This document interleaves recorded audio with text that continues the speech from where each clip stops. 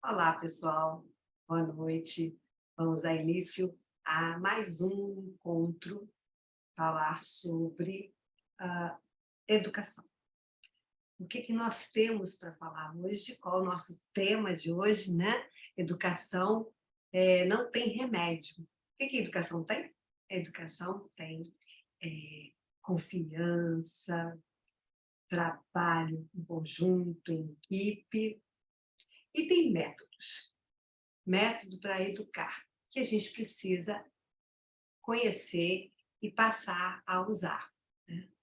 É muito interessante quando a gente fala desse tema. Eu já fiz uma outra live sobre esse tema e eu retornei porque nós estamos vivendo um momento em que a violência está sendo o tema das escolas, o bate-papo entre amigos, essa violência que acontece na escola.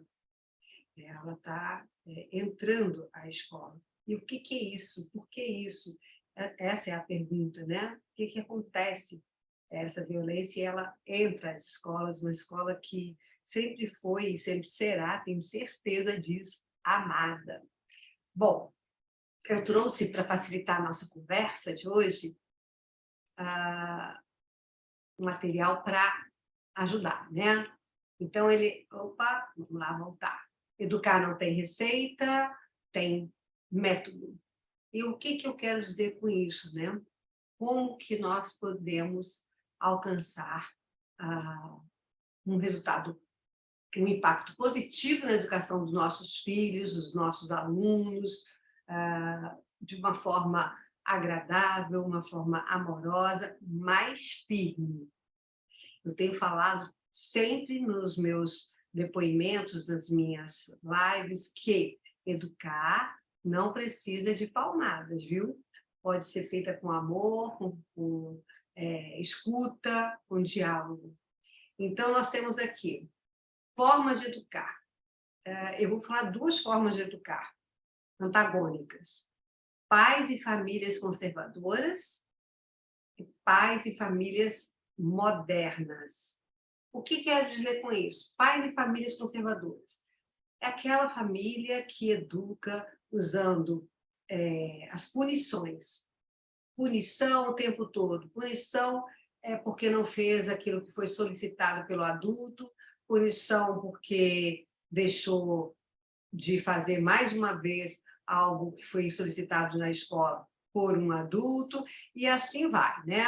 São as palmadas, o castigo, as imposições, as submissões que acontecem nas famílias conservadoras. Certo ou errado, é lá que acontece, e cada família está vendo isso com um olhar de direito sobre a criança, direito de submeter a criança nesse estilo de educação. Por outro lado, nós temos aquela família que a gente fala assim, é uma família moderna. Quando a gente diz moderna, rotula como moderna, normalmente a gente faz um julgamento, né? Se não é a conservadora, é a moderna. O que são os pais modernos? São os pais, seus pais que estão vivendo momentos de liberdade. A criança pode, ele não precisa comer se ele não quiser, é liberdade, né? Ele não precisa vestir a roupinha que ele não quer. Ele não precisa colocar o chinelinho, ele pode andar descalço. Ele não precisa ir para a escola hoje, afinal de contas, ele está cansado, né? Final de semana foi exausto, então não precisa ir para a escola. Coitadinho, ele só tem 1 aninho, ele só tem 2 aninhos, ele só tem 4 aninhos, 5 aninhos, 6 aninhos, ele só tem 10 aninhos. Eu não deixei ele hoje comer o que nós fizemos no almoço, porque ele não quer, ele quer batata frita, ele quer o hambúrguer, ele quer a pizza, e assim por diante, né? Então, são aquelas famílias ou aqueles pais que o tempo todo é assim, não é uma vez ou outra, não é uma coisa assim esporádica, né? Que a gente pode fazer, sim, ninguém precisa o tempo inteiro ficar, né?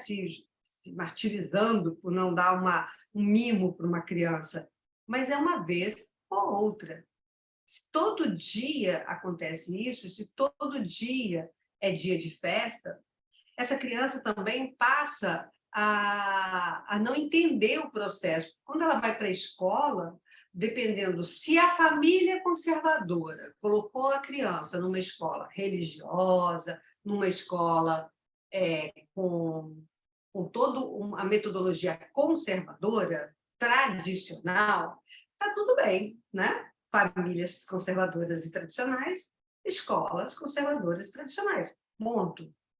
Eu não estou falando de religião, nada disso, estou falando de pensamento, de ideias. Né? Eu penso da mesma forma que a escola. Ok, maravilha, está sendo assim, a criança está dentro de um roteiro. Né? Ele não fica indeciso, a casa é conservadora, a escola é conservadora. Agora, pais e famílias modernas colocam um filho numa escola moderna, uma escola com métodos de construção, métodos que favoreçam o pensamento, que favoreçam as escolhas. Essa família adequou a criança na escola correta, né? Posicionou essa criança, alinhou, está alinhado. O que pode acontecer é que mesmo essas escolas as escolas construtivistas, as escolas que pensam na socialização das crianças, que trabalham em função de uma criança que pensa, que organiza seu pensamento de forma significativa. Essa escola também tem disciplina. E aí a gente não pode confundir pais e famílias que não têm ordem, não têm disciplina, e disciplina, não estou dizendo a disciplina não é naquela coisa da palmada lá de trás, não, né? Eu estou falando de disciplina como ordem, não tem no dicionário, como norma, como organização. Então, a organização dessa escola construtivista, montessoriana, essa escola que deixa o aluno falar, que prima pela escuta, essa escola vai atender a todas as famílias, desde que as famílias compreendam qual é a forma de educar dessas escolas. E aí sim não vai ter nenhum embate, porque o que fica para a criança é o embate entre a escola e a família. Eu chego na escola, eu tenho horário para merendar, eu tenho horário para sair de sala, mesmo a escola montessoriana, uma escola construtivista ou sócio-interacionista, ela vai ter os momentos, a disciplina dela, a organização dela, porque ela trabalha no coletivo e ela precisa dar conta desse coletivo. Então, essas famílias que não têm, né, que está tudo bem, tudo pode, essa família, com certeza, ela, embora pense que as crianças estão felizes, elas estão criando crianças inseguras, porque tudo pode ir em casa e na escola tem suas regras. E ela começa a observar isso. Ela vai crescendo e vai observando, né, as diferenças das ordens familiares e das ordens da escola. Então, resultado. Resultados são filhos inseguros, eu acabei de falar, impulsivas, aquela criança impulsiva, insatisfeita, nada está bom.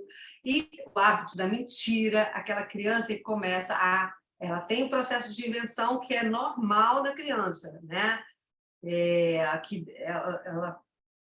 Isso não significa que a criança está com algum problema. Não, ela está manifestando naquele período que a criança começa a contar suas próprias histórias, revendo os seus próprios comportamentos, e através da história ela vai interagindo e vai construindo a sua própria moral, a sua própria ética dentro daquela condição coletiva e dentro da cultura da família, né? Os hábitos vão sendo construídos. Mas a mentira começa a aparecer no sentido de que ela adorou a escola, a ordem que a professora deu na sala de aula, a organização da escola. Quando ela chega em casa, ela vê aquela confusão, ela tende, às vezes, a deixar de falar em casa aquilo que aconteceu na escola.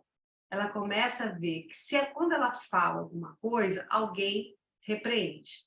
Se é ao contrário, se é uma família conservadora, vai começar a achar que a escola não serve para ela. Então, ela para de falar sobre a escola. Ou mente, começa a inventar posições diferentes da escola, né? Posicionamentos, para que a família não invada essa escola, cobrando o posicionamento ou da professora, ou da coordenadora, ou da direção, ou da toda a escola. Né?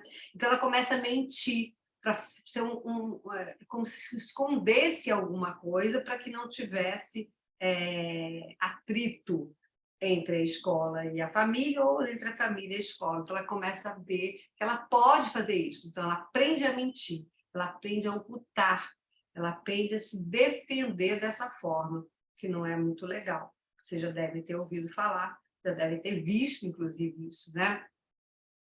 Tornam-se crianças dependentes. Eu quero trocar roupa, levanta até o bracinho para trocar roupa. Né? A criança já está com 6 anos, ainda depende de um adulto para trocar roupa. É aquele problema da babá, que permanece na casa até a criança fazer 15 anos, né? 12, 13, 14, 15 anos. E aí cria essa dependência, o que desfavorece o crescimento dessa criança. O adulto que toma conta da criança, ele não precisa necessariamente estar 24 horas ao lado dela. Ele precisa estar ali, observando. E a gente vai falar disso mais à frente, né? São sensíveis em demasia. O que eu quero dizer com isso? É aquela criança chorona, aquela criança que tudo grita, que tudo chora, ela ganha no grito, né? Na força do grito, ela chora o tempo inteiro, ela pede para olharem para ela. Essa é a criança que fica nesse mal-estar, né? Ou da liberdade total, sem nenhum tipo de moderação, ou aquela criança que vive uma família conservadora, sem nenhum tipo de moderação também. Bom, qual seria o caminho para educar? Não tem remédio, gente. Não tem. Tem método. Então, qual seria o método de educar, né? Então, a gente tem hoje várias possibilidades, como nós já tivemos. Ou você segue um caminho tradicional, né?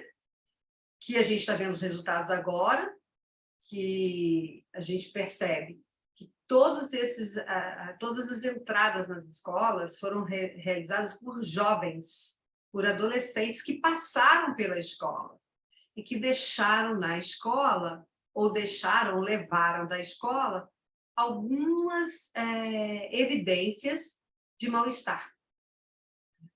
Então, a gente começa a observar o que aconteceu para que essas crianças voltassem à escola da forma que estão voltando. Esses adolescentes, esses jovens, porque a escola está sendo invadida. Invadidas por ex-alunos, ou por aqueles que passaram por uma escola agora há pouco, né? Que não, é isso que chama a atenção. Eles estão retornando à escola de uma forma brutal e favorecendo o medo, lógico. Todo mundo está com medo, imagina, né? O que acontece. Agora, para se ter medo dessa escola, é porque a gente também sabe que algumas coisas podem mudar nessa escola. E não adianta grades altos, muros altos, não.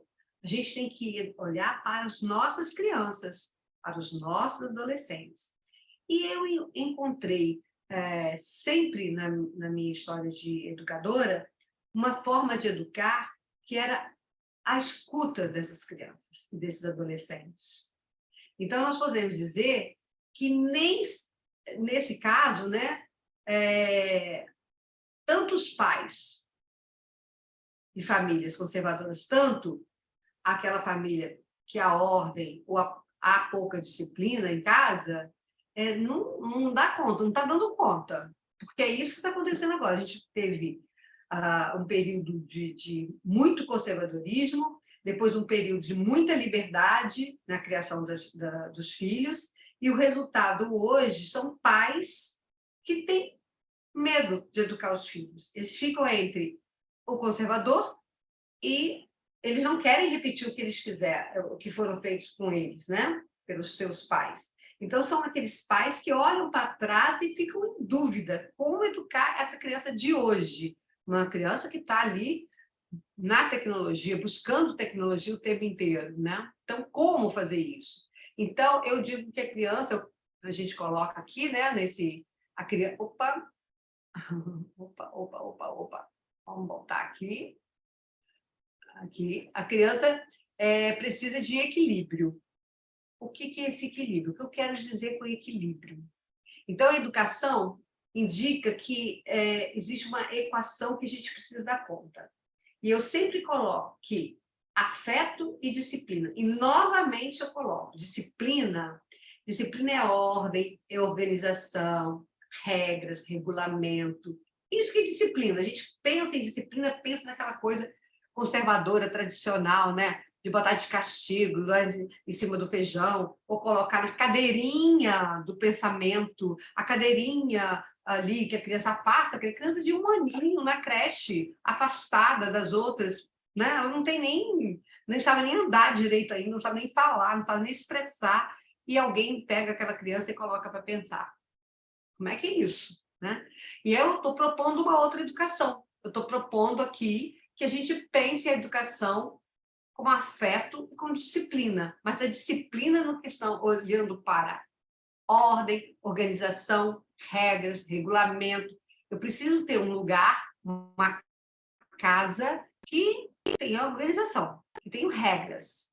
Se ela vai ser moderna ou conservadora, ela precisa de regras. A escola precisa estar compatível com essa casa. Então, a gente precisa dar conta disso, né? Para poder ter crianças felizes. Então, para que a criança se sinta amada, ela precisa disso, dessa disposição de afeto e disciplina.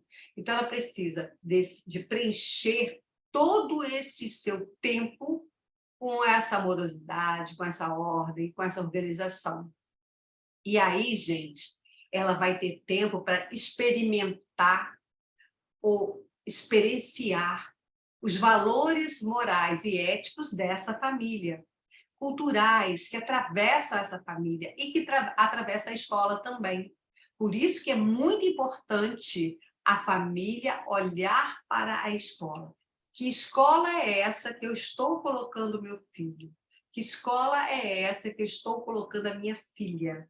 Que escola, qual é o projeto dessa escola? O que ela vê como ética e como moral? Quais são os conteúdos que são estabelecidos para cada série? Existe uma integração de conteúdo? É conteúdo pelo conteúdo ou existe um momento de fala, um momento de discussão, de debate? Essa criança pode falar, ela pode entrar nesse projeto, ela é protagonista, né? E aí ela vai se sentir segura. Eu vejo, né, quando eu falei lá de experimentar, de experienciar, eu trouxe aqui 10 caminhos para pensar e experienciar em família, na escola e em todo o campo. Isso serve para esses 10 caminhos, tanto serve para as crianças, adolescentes, jovens, adultos, todas as idades. A gente aprende o tempo inteiro, nós nos transformamos o tempo inteiro.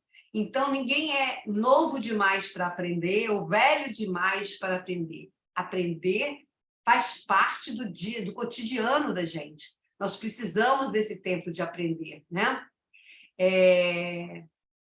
Legal, surgiu uma pergunta, então eu vou responder aqui. A Adriana perguntando, você pode explicar o que é o protagonismo da criança? Como criar crianças felizes, né? Inquietas, violentas, com disciplina. Opa, peraí, tem muita coisa aqui para a gente...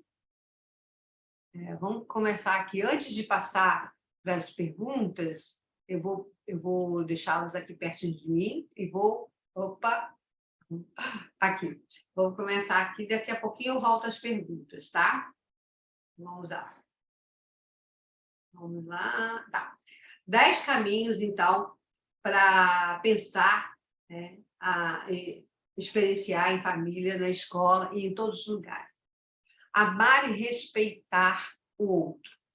Olha, gente, a gente começa aqui a amar e respeitar pela comunicação, a comunicação não violenta. E eu trouxe para vocês o Marshall Rosenberg, que foi filósofo, psicólogo norte-americano, né? Mediador de conflitos de guerra e de outros conflitos, professor. Então, é uma pessoa que estudou o tempo inteiro a comunicação, e a comunicação não violenta. Você, quando vai falar com alguém, se você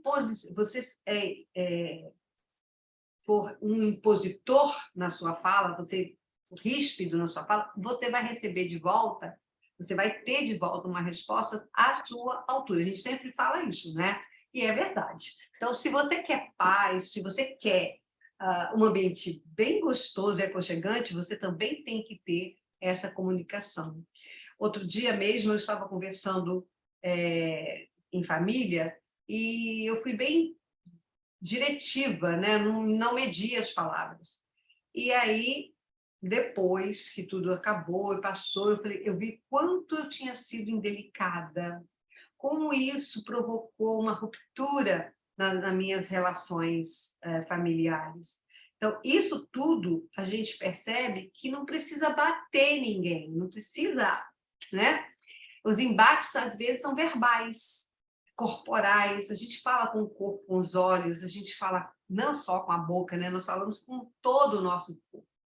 E quando o Marshall ele traz para a gente uma reflexão sobre essa comunicação plena, é saber falar com o outro e saber ouvir você. Você precisa entender aquilo que você está se posicionando, para que você seja feliz na sua fala, que o outro te compreenda. Quanto às crianças, é conversar, dialogar com as crianças. Amar e respeitar é sinônimo de escuta e de fala, espaço de fala. Tá certo? Seja um apoio. Isso não é remédio, viu, gente? Isso aqui é metodologia mesmo. Seja um apoio, fortaleça o sentimento em relação a essa criança. Mostre para ela que você é capaz de escutá-la. Pergunte para ela, precisa de ajuda? O que você fez hoje na escola? Ou o que você fez hoje no seu primeiro dia de estágio, né, para o adolescente? Converse com ele.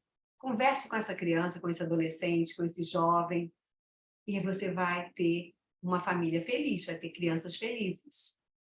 Importância e pertencimento. Gente, não tem outra saída. Se eu estou numa casa, se eu estou numa família, se eu estou num espaço em que eu não me sinto pertencente a esse lugar, eu me sinto aquela pessoa que entra e sai, que ninguém vê, ou pior, aquela pessoa que todo mundo olha e julga, eu fico o quê? Acuada. Criança não é diferente. Se uma criança chega em casa e já é recebida, o que você fez na escola? Ótimo, mas o que você fez na escola hoje? Você se comportou? Isso já é o quê? Um desrespeito. Então, você, para comunicação plena e para ser apoio, você precisa ser amável com o outro. Precisa ser empático. Precisa escutar. Olha, que bom que você veio da escola. E abraça e leva ele com você. Se está na hora do almoço, olha, vamos lavar as mãos para almoçar? E eu vou adorar, eu vou lavar minhas mãos junto com você. E eu estava com saudade. O que você fez hoje? E aí começa a conversa. Né? Então, essa importância é sentir importante naquele espaço. Olha, eu cheguei e eles me viram com felicidade. Não é me viram assim, olha, o que você fez hoje? Quero ver a agenda. Não, olha o tom de voz. Olha o tom de voz que você fez. Você já ameaçou pela voz.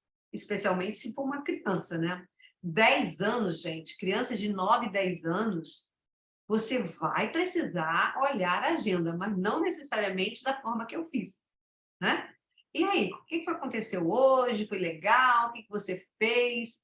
Me conta, teve educação física que eu vi na sua agenda, que você ia fazer? Foi legal? O que aconteceu? Me conta mais um pouco. Né? E dá espaço para essa criança falar. Olha, o pré-adolescente dá muito trabalho também, porque ele não sabe se ele é criança ou se ele já é adolescente. Então, ele também dá bastante trabalho para a família. Mas é tão gostoso que você vai olhar para trás e vai falar assim, que saudade que eu tenho. Né? Então, por que não fazer um caminho amoroso, gostoso, de escuta, para ter essa saudade melhor ainda, né?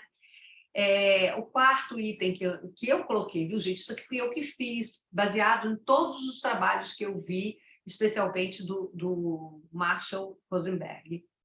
E também da Elisama Santos, que eu amo de paixão. Então, eu utilizei esses personagens para estar falando com vocês. Não aos castigos físicos e psicológicos. A punição as punições são sempre a curto prazo. Quer dizer o quê? Você colocou de castigo, lá aquela família bem tradicional, botou de castigo, deixou a criança do cadeirinha do pensamento e fez e aconteceu, né? Alguns até batem. Ali, na hora, aconteceu. Depois disso, ressentimento, meu caro. É o que vai ficar, menina, minha linda. Fica ressentimento. Aquilo vai sendo computado. Você pensa que a criança esqueceu? Ela não esqueceu. Se você, é adulto, parar para pensar, você vai olhar para de fez castigo, não merecia. Aí você eu amo minha família, mas ali naquele espaço e não preciso dar conta disso. Então, não castigos físicos e psicológicos. Pode que você não pode ir para a escola desse jeito. Você precisa estudar mais. Olha, seus colegas são muito melhores que você. Gente, quem é que vai para a escola feliz, sabendo que os outros são melhores que você? Não vai, né? Vai triste para a escola, com medo até que alguém veja você e já leia. Você não é tão bom quanto parece. Gente, é horrível. Nós, adultos, sabemos disso. A criança também sabe. Ela também sabe. Tem que investir na criança é o lado positivo, né? Você está indo muito bem, que ótimo. Hoje você vai aprender mais ainda. E olha, vamos lá, vamos perguntar à professora, isso aqui você não entendeu muito bem, é normal não entender muito bem, mas você precisa perguntar. Você precisa ir lá e falar com ela, tá bom? Aí você vai ver como você vai aprender melhor. Tem que conversar mais com essa professora. Então, você vai dar espaço para ela o quê? Ampliar as relações dela. Né? Vai conversar com a professora melhor, mais de perto, ela vai sentir o quê? Posicionada naquele lugar. Ela precisa se posicionar. Outra questão, erros são vistos como oportunidade de reflexão. Tem gente que acha que errar é o fim. Eu não quero errar, porque eu vou ficar em evidência. Lógico, né? Uma escola tradicional, o erro é fatal, riscado. Tá. Gente, eu já fiz isso, tá? Eu já risquei, já briguei. O tempo, a experiência de 35 anos me fizeram ver que não é assim que se educa, né? Eu não levei 35 anos, antes disso eu já aprendi. Mas no início da carreira, né, eu sou da década de 70, então, como professora, no final de 70 eu já estava em sala de aula, e eu já percebia que aquela coisa de riscar caderno não era legal. E de vermelho ainda, na época. Depois, na década de 80, a gente já podia riscar de azul. E aí, depois não podia só circular, que também era uma ofensa no caderno da criança, você está lá, né, rabiscando. E o zero? Ai, gente, era um horror. Mas isso, o zero, não era só o zero no caderno, era o zero também que ficava ali, exposto, todo mundo sabia. Né? Hoje já não pode mais ser assim, mas ainda tem profissionais que fazem isso, né? Tem escolas que permitem. Então, a gente tem que ter esse cuidado com o outro, cuidado com essa criança, com esse adolescente, porque ele acaba associando esse erro para a vida dele, associando o tempo inteiro. E aí ele passa a ter medo ou de se colocar, né? Que é muito ruim, ou de mentir, de ocultar esse seu não conhecimento sobre algum conteúdo ou sobre algum tema. Então, essa é a questão maior, né? Então, o diálogo passa a ser o lugar de destaque. O erro é uma oportunidade, olha que legal. O erro agora é uma oportunidade.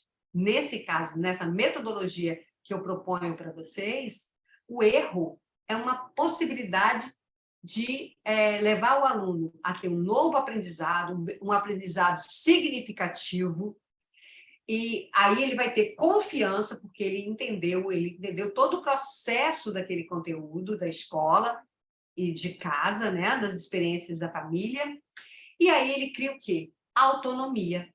E ele começa a experimentar a autonomia. Aquela criança que não quer vestir mais, quer vestir a roupinha que a mamãe coloca, ele passa a olhar a gaveta dele e escolher o que ele vai usar, né? Agora, aquela criança também que chega, eu quero essa. Você pode trabalhar essa questão. Você pode dar para ela 2 oportunidades. Olha, fulaninho, olha, vamos lá, Marcelinho, né? Olha, eu vou te dar 2 oportunidades. Eu vou te dar uma oportunidade de você escolher uma blusa vermelha e uma oportunidade de você escolher a blusa amarela. E aí? Qual dessas 2 camisas você vai vestir? Ele grita, ele berra, mas no final das contas, ele vai escolher. Por quê? Porque você está dando escolhas para ele.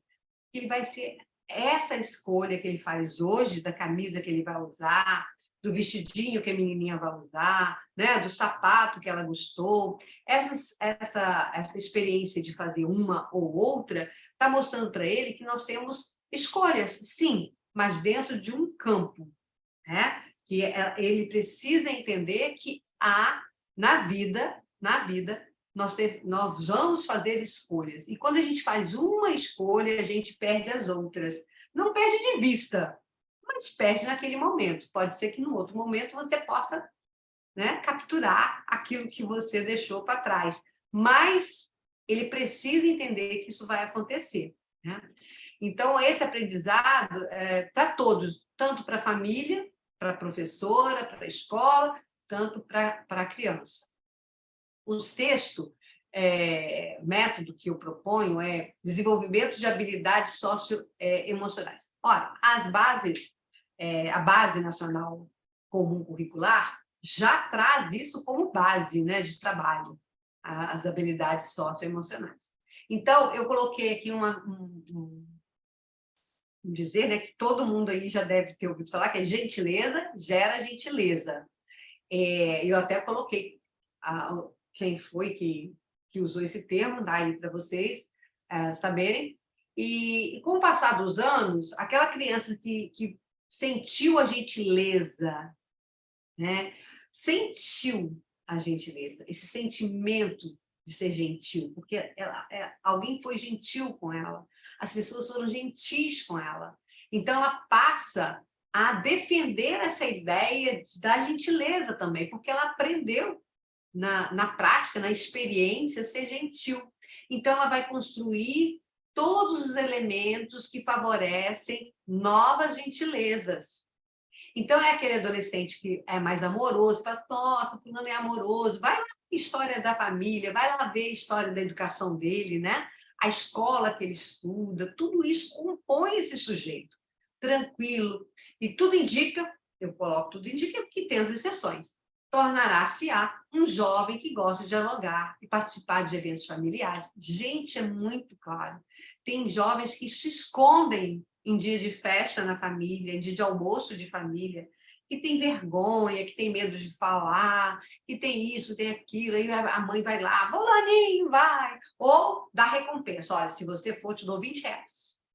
Gente, não precisa de recompensa. Recompensa é que nem punição, é igual, assim, andando de mãos dadas. Não tem que ter esse tipo de recompensa. Ele tem que ir, por quê? Porque ele aprendeu que isso é gentil. Agora, se ele não aprendeu, ele precisa se refazer todo um trabalho de gentileza com ele para ele aprender a usar. Ele não sabe usar. Então, você não pode obrigar uma criança, ou ela é tímida, ou ela tem outros processos ali precisando ser observados. E aí cabe à família observar, sim. E se a escola puder, também dá uma observada nessa criança. Então, essa pessoa, desde muito cedo, ela será capaz de resolver problemas, sabe? Problemas dela, né, ali no meio dos outros, no social, e problemas dentro da família, com facilidade, porque ela aprendeu o tempo inteiro a se tornar uma pessoa gentil. E aí, ele vai se tornar um adulto o quê? Empático, colaborativo, generoso. Gente, isso é assim, ó, é uma história, né? É uma história fazendo história. São experiências sendo experimentadas ali o tempo inteiro, e refazendo junto com o outro. Aí eu coloco, sétimo, né? Potencialidades e limites. São descobertas que se fazem a partir das experiências do vivido. Claro, gente. Eu aprendo os meus limites. Eu primeiro tenho que aprender os meus limites e as minhas potencialidades, o que eu posso fazer. Mas o que eu até posso fazer, mas não faria tão bem. Eu tenho que saber até onde eu posso ir. E isso depende de quê? De autoconhecimento. E eu aprendo isso aonde? Lá, pequenininho, na primeira infância, sabe? É a creche, a bendita, maravilhosa creche, que tem que ser assim, socorrida, trabalhada, tem que investir. O governo tem que investir mais na creche, muito mais nos berçários, né? Para ter crianças, para mostrar para essa criança que ela pode, que ela tem potencial, e claro, e que ela tem que aprender o quê? Os seus limites, para gerir, né, a sua vida nesse mundo social, econômico, né, todo que passa por nós todos aqui. O envolvimento. Então, os pais precisam envolver muito com essas crianças. Não achar que a criança é como se fosse o seu clone. Não é. Cada um é um. Cada criança, cada ser que nasce, ele é exclusivo, ele é único. Ele tem algumas coisas a gente, né, do adulto que eu trouxe, mas ele é único, ele é um sujeito único. É por isso que, quando eu converso com pais que adotaram crianças, eu vejo o quanto eles são idênticos. Por quê? Porque a cultura que passa por aquela família já imprimiu naquela criança que veio de uma outra história aquela personalidade daquela família. Mas o que eu quero falar aqui é que não é para...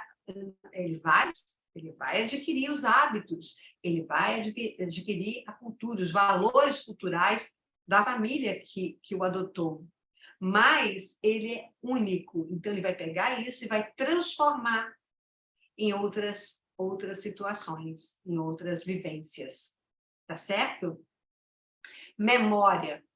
Eu botei isso aqui por mim mesmo. Dialogar sempre sobre suas experiências.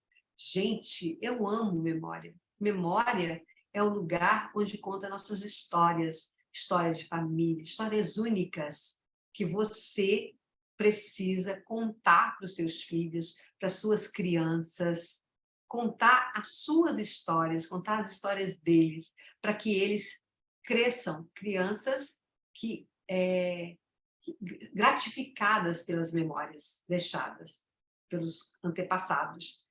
É uma vitória para essa criança. A criança que cresce nesse envolvimento familiar, que ele conhece a sua história, é uma criança mais feliz, com certeza, viu? Bom, aí eu coloquei uma brincadeirinha, né? Eu disse assim, observação, não sei se está dando para vocês verem, mas o número 10 é observar, observar, observar sempre. Mas observar como? Observar olhando sem julgamento, sem preconceito. E aí eu coloquei uma gravura, né, da Gestalt, que é para vocês olharem, e aí cada um vai ver alguma coisa. Quer ver? Se vocês estiverem vendo aí, né, tá, estivesse claro, vocês, por favor, vejam e identifiquem, né, o que vocês estão vendo. E aí pode estar colocado depois lá no chat. De qualquer maneira, é uma brincadeira gostosa que a gente faz para mostrar o quê? Cada um é um, cada um tem uma experiência, e essas experiências é que vão mostrar o tipo de visão de mundo que você vai ter. Então, quanto mais experiências positivas, mais experiências experimentadas mesmo no cotidiano, com afeto, com amorosidade, com ordem, com organização, a tal disciplina, melhor vai ser a visão de mundo que essa criança vai ter. Concordam comigo? Não? Coloque aí também. E por quê? Bom, e aí eu coloquei a questão da comunicação não violenta. O que o Rosenberg ele vai falar de educação não violenta? Amanhã a gente tem uma live falando sobre isso. Educação não violenta, consciência, linguagem, comunicação e meio de influência. A consciência é que você tem que ter... a consciência é ilimitado, né? É a vida, ele coloca, mais compaixão pelo outro. Compaixão não é uma coisa ruim, não, viu, gente? É o amor pelo outro. E o amor por si. É o conhecimento do outro. Na verdade, é quando você tem o princípio da compaixão, não é o princípio de dor, é o princípio de amor, de colaboração, de coragem, de autenticidade. A linguagem, as palavras têm peso. Até o tom de voz tem peso. E elas podem tanto unir como distanciar. E é isso que a gente tem que tomar cuidado com os nossos filhos. Quando nós falamos com as nossas crianças, nossos alunos, a gente precisa falar com amor, porque você vai transcender aquelas dificuldades de relacionamento. Você vai aprender a se relacionar com ele. Então, e ele com você. Então, a linguagem, ela precisa estar conectada entre nós, entre você e ele, entre todos, no coletivo. A comunicação, saber como pedir o que queremos, porque a gente fala o que quer e às vezes ouve o que não quer. É como falar, né? Como nos comunicar. E aí vem o meio de influência, dividir o poder com os outros ao invés de utilizar o poder sobre os outros. E aí, gente, é quando a gente fala com as crianças, né? Vá para a cama agora. Ou não use o celular, mas você está com o celular na mão. Eu falo isso no curso de cuidadores infantis em domicílio. Está passeando com a criança no parquinho, a criança está lá isolada naquele carrinho, eu canso de ver, e a profissional ou o profissional está no celular, grudado, ou falando e empurrando o carrinho. Não é legal. Você está passando para essa criança uma imagem, tudo pode. E não é bem assim. Né? Do jeitinho, não é bem assim. Então, essa influência de poder sobre o outro é que você tem que tomar cuidado. Porque o adulto, naturalmente, pelo tamanho dele, ele já tem uma influência, porque ele olha de cima para baixo. E aí a criança, ao olhar para cima, ela já submeteu ao poder do adulto. Então, tem que tomar esse cuidado. Você precisa falar com amorosidade, você tem que deixar descer até a altura da criança, olhar para os olhos dela e conversar com ela. O que está acontecendo? Você quer uma ajuda? Vamos fazer um combinado? Então, você vai olhar para os olhos da criança e vai falar com ela. A comunicação violenta, ela é notória, especialmente entre adultos. Adultos que não conseguem fazer uma comunicação não violenta, naturalmente é porque ele está muito absorvido por uma situação que foi aprendida desde a infância. Quer ver? Julgamento. Ai, fulano não serve por isso. Eu não quero fulano como seu amiguinho porque ele faz isso, isso, isso de errado. Ah, eu não quero aquela família, não é legal. Ah, por causa disso e daquilo. Julgamento. Você não conhece, mas você já julga.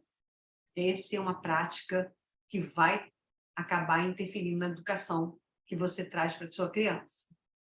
Então, a educação não tem remédio, mas tem método, viu? Então, tirar essa comunicação violenta já vai fazer a diferença na educação que você quer para o seu filho, ou para o seu aluno, né? O bullying, a transferência de culpa. Eu não fiz isso. Ah, eu não sei quem foi, não, mas foi fulano. Eu acho que foi outra pessoa. Ou até dá nomes, né? Foi o fulano. Eu não. Quer dizer, você estava ali, você viu acontecer, mas você não foi capaz de comunicar ao outro que ele estava errado.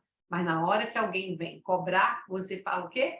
Não, eu não tenho nada com isso. E aí, isso é um aprendizado. A criança está aprendendo isso, né? Discriminação, falar sem escutar, criticar os outros e a si próprio sem nenhuma forma, né? De qualquer jeito. Reação com raiva, gritar, berrar, agir com impulso, né? Negativo, sendo raivoso ou raivosa, não sei bem, né? Que a gente poderia. Agir na defensiva, ficar sempre assim na sua, com medo de alguém perguntar alguma coisa, ou logo dizer, eu não faço isso, eu não acredito naquilo. Então, agir na defensiva. E eu coloco aí que essas e outras características da nossa fala podem criar ruídos e despertar respostas ainda mais agressivas. Quando estamos no ambiente do trabalho, isso pode prejudicar a produtividade e a integração das equipes e transformá-lo em um local estressante. Gente, a escola pode acontecer isso. Então, temos que olhar que escola nós temos que olhar que sala de aula nós temos e que família nós estamos atendendo, e a família também tem que fazer isso, né? Que família eu tenho? Em quem eu acredito? O que eu faço para ser melhor nessa família? Para dar conta dessas crianças, né?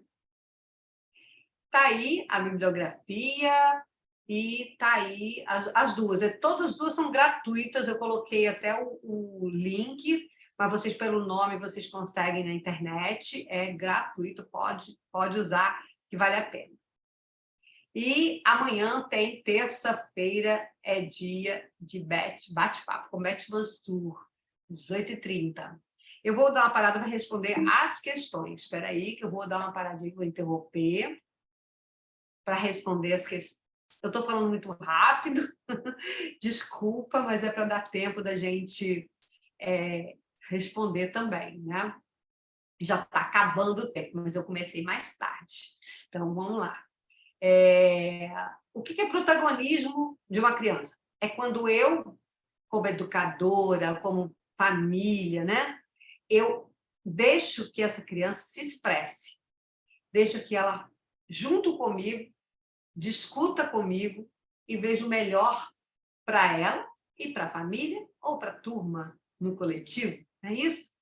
Então, o protagonismo se dá quando a criança interfere ou usa sua participação para resolver uma situação problema, por exemplo, que ela fica disponível também para estar com você nas decisões que você vai tomar. É aquela professora que diz assim, gente, vamos sentar aqui para a gente decidir o que nós vamos fazer hoje?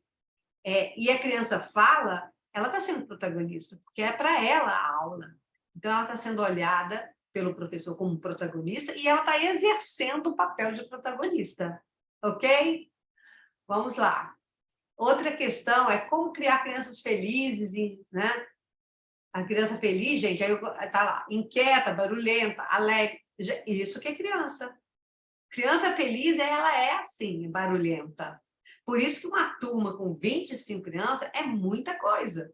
Um professor fica completamente sem ação quando vê crianças de 4, 5 anos, 6 anos, a turma lotada, como é no Rio de Janeiro, né? Eu não sei nos outros estados, mas é assim. E aí a gente fica preocupado, porque a criança está feliz, ela está adorando a escola. Mas será que a professora única dá conta de manter essa felicidade, esse ritmo? Se ela precisa ter escuta, ela precisa deixar falar, ela precisa ter espaço para a criação dessa criança, desenvolver as habilidades socioemocionais. E aí? Como é que dá conta? Numa família, o responsável, né? Ele trabalha fora, chega em casa à noite e às vezes cansado, né? Pai e mãe, os dois trabalham fora e chegam cansados em casa. E o que fazer? eu tenho que dar tempo para essa criança. Então, eu vou sentar com essa criança e vou ouvir essa criança, sim. É ali que eu sou pai e sou mãe. É ali que eu sou família. Quando eu sento para escutar essa criança. Quando eu sento para brincar, para ver a agenda junto com ela. Ela é protagonista nesse momento também. Porque ela está sendo ouvida, ela tem um momento de escuta.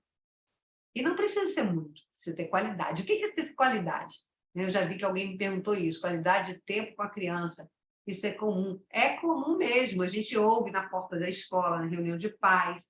Ah, eu não tenho muito tempo, mas quando eu tenho, eu tenho qualidade. O que é isso? É sentar, ouvir, trabalhar junto com essa criança, nos deveres de casa dela, desenvolver com ela a habilidade da fala, deixar falar, não é corrigir. Ah, não, você está falando errado.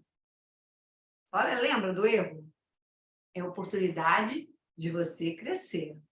Então, você pode repetir. Ela falou uma palavra errada, assim, sei lá, ela usou um termo errado e você, em vez de corrigir, você repete o certo.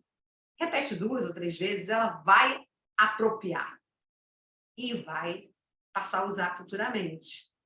É tudo um processamento, sabia? Tem que estudar um pouquinho de inteligência emocional, você vai ver que tudo está sendo processado pela criança. E aí essa criança vai dar conta, sabe como? Experienciando, experimentando. É isso. Vem outra pergunta será que aceitar o filho do jeito que ele é seria a solução? Bom, aceitar o filho é interessante, né? Porque o filho, o nosso filho, é o bem mais precioso. E é mesmo, gente, não adianta. É sim, é ali sua caixinha de surpresa, é seu presente. E que você vai pegar assim, ó, vai, nossa, que maravilha, eu tenho alguém para dividir comigo tudo o que eu sinto. Então ele vai sentir junto comigo a vida fluindo. Ele é o meu filho, é outra pessoa e vai estar dividindo esse espaço comigo. Esse espaço que eu fiz com tanto carinho para recebê-lo. E mesmo que eu não tivesse feito com carinho, é o espaço que nós temos em conjunto. Se é só a mãe, se é só o pai, se é só pai e pai, mãe e mãe, não importa. É o coletivo que vocês estão fazendo. E aí vocês vão vibrar com as conquistas que vocês estão tendo. Você como responsável e ele como filho. Eu falo filho, mas filho ou filha, tanto, né, para todos os gêneros. Então, a gente precisa dar conta dessa criança, porque ele vai se tornar um adolescente e você vai caminhar junto. Então, se você tem esse cuidado de ser o colaborador do desenvolvimento dele, e para isso tem que ter conhecimento sobre o desenvolvimento infantil, eu falo isso para as babás, eu falo isso para os pais, eu falo isso para a escola. Eu só posso entender melhor o meu filho se eu conheço o desenvolvimento dessa criança. Eu sou competente para isso. Então, eu vou ter habilidades para dar conta dessa criança. Para isso tem os cursos, né? Quem não sabe nada, ó, tem curso. Eu mesmo tenho curso aí na plataforma, é só entrar. Então, é isso, gente. É desenvolver as crianças à medida que você vai vivendo, experimentando, com cuidado, percebendo que estágio essa criança está. O que é isso? Se eu não sei, eu pergunto. E eu vou caminhando junto. E tem que ter cuidado, viu? Não é parceiro, não. Você não é parceiro, não. Você é responsável. Você é aquele que caminha junto, mas não faz parcerias. Porque aquele parceiro, muitas vezes, é aquele que deixa passar. Mas isso não pode acontecer. E a gente tem amanhã, né, uma live que eu vou falar sobre isso. Então, tá essa pergunta aí, leva ela para a live, tá? Que eu vou estar prazer de tornar a responder com mais conteúdo para vocês. Seria uma forma de educar onde a criança e o protagonista seria uma boa forma de educar. Sim, a criança é o protagonista e tem que continuar nessa posição, porque ela vai crescer mais forte, né? Ela vai crescer com autoestima, com autodisciplina, com autocuidado, que a gente quer que o jovem, o adulto, né, chegue a isso, né? Ele tem que chegar a isso. O que fazer pais que têm medo de levar... sim, filhos na escola devido aos acontecimentos e acho que, por serem pequenos, isso não atrapalha o desenvolvimento do filho. Como engajar os pais no comprometimento com a escola e o professor? Um momento difícil que nós estamos vivenciando, e eu diria que nós precisamos, nós que eu digo assim, famílias, educadores, escola, políticos, né, que dão conta aí, né, os governos, sentar para conversar. A escola, ela é uma instituição social, portanto, ela está dando um contexto social. E se esse contexto social está desequilibrado, a escola também vai receber as influências. Aqui no Rio de Janeiro, eu vou falar disso amanhã, além da violência, que a gente tem medo porque alguém entrou e matou, alguém tentou matar, alguém levou faca para a escola, levou arma para a escola para se defender, né?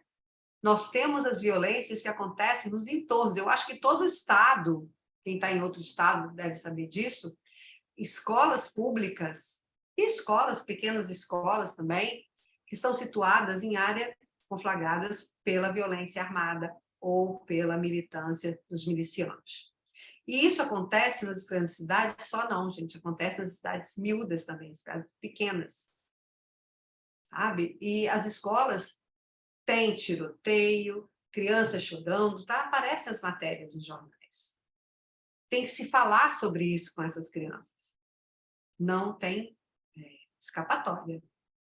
Então, o medo, ele pode chegar à fobia, ele pode passar para outras esferas, pode se tornar patológico. E aí, sim, formar outras pessoas com dificuldades sociais, né, de manter socialmente. Disso nós vamos falar amanhã, tá? Né? Como a gente pode trabalhar esse medo? Como desenvolver dispositivos, estratégias para que as crianças possam voltar para as escolas e confiantes nessas escolas. Como potencializar os limites para uma criança especial? Tem alguma forma adaptada que possa facilitar esse processo? Tem sim, não é isso? Tem sim. A criança que... Vamos colocar a criança autista, né? O autista está em foco, está todo mundo preocupado, porque o autista antes ele não tinha uma referência como tem agora. As pessoas estão descobrindo que muitas crianças que a gente tinha na escola, que batia, gritava, corria, não queria assistir aula, não queria fazer nada, né? Aquela criança hoje tem um diagnóstico de autista. Bom, por um lado isso ajuda, por outro lado tem um perigo, porque tem os rótulos e a gente tem que tomar cuidado. Eu vou responder também rapidamente, que eu vou fazer uma live só sobre educação especial. Mas tem sim, tem estratégia, e nós podemos, enquanto professores, organizar a turma para receber a criança e aí sim conversar com essas crianças. Depende da idade, depende do número de crianças que você tem, depende de como essa escola percebe a educação especial. Educação especial faz parte da educação básica, né? Ela precisa ser vista como prioridade dentro de uma escola. Cada turma normalmente recebe, 4 crianças que foram diagnosticadas. Tem aquelas crianças que vêm para a escola que não foram diagnosticadas e que você, no caminhar, descobre que a criança tem uma dificuldade, né, no desenvolvimento. E aí você precisa, como professor, preparar aulas que possam dar conta não só do coletivo, mas dessas crianças. Para isso, tem técnicas especiais. eu posso depois estar passando para você, sim. Maior prazer, tá bom?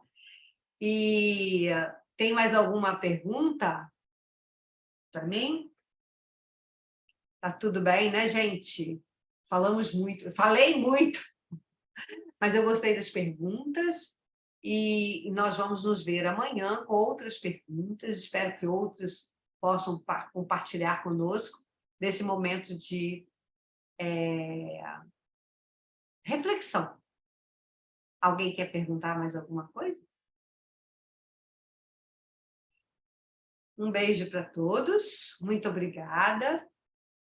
E amanhã, né, como eu falei, nós temos um encontro marcado. Um grande abraço. Ótima noite para vocês. Muito obrigada por terem vindo.